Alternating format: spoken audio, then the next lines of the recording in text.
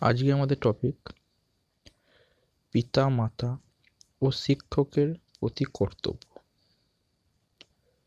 বাড়িতেই প্রথম একজন ছাত্রের ভালো গুণগুণী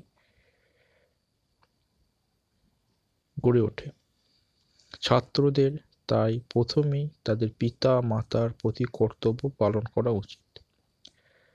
তারা পিতা মাতা কর্তৃক লালিত পালিত হয়।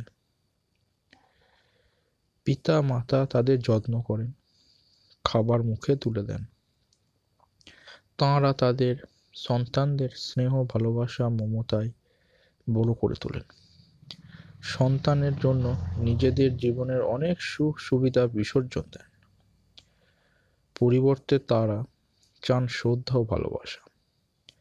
সুতরাং একজন ছাত্রের তার পিতামাতার প্রতি অবশ্যই ভদ্র, নম্র ও ভক্তিপূর্ণ আচরণ করা উচিত। ছাত্র জীবনের দ্বিতীয় পাঠ শুরু হয় বিদ্যালয়ে। সেখানে শিক্ষক হচ্ছেন তার গুরু, শিক্ষাগুরু। শিক্ষক তার জ্ঞানের চোখ খুলে দেয়, তাকে সৎ, বিনয়ী ও আদর্শপরায়ণ হওয়ার শিক্ষা দেয়। শিক্ষক ছাত্রকে তার সন্তানের মতো স্নেহ করেন।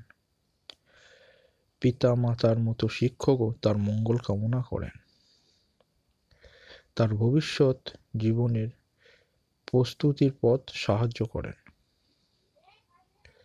তার জীবনের ভুলগুলি ধরিয়ে দিয়ে সঠিক পথে যাওয়ার পরামর্শ দেন। পিতা মাতা ও শিক্ষকের প্রতি আনুগত্য একজন ছাত্রকে যথার্থ মানুষ করে তোলে। পিতা মাতা ও শিক্ষকের প্রতি একজন ছাত্রের অকৃত্রিম শ্রদ্ধা ও ভক্তি পোষণ করে তো উচিত। তাদের ত্যাগ ও আদর্শ হবে ভবিষ্যৎ জীবনের পথেই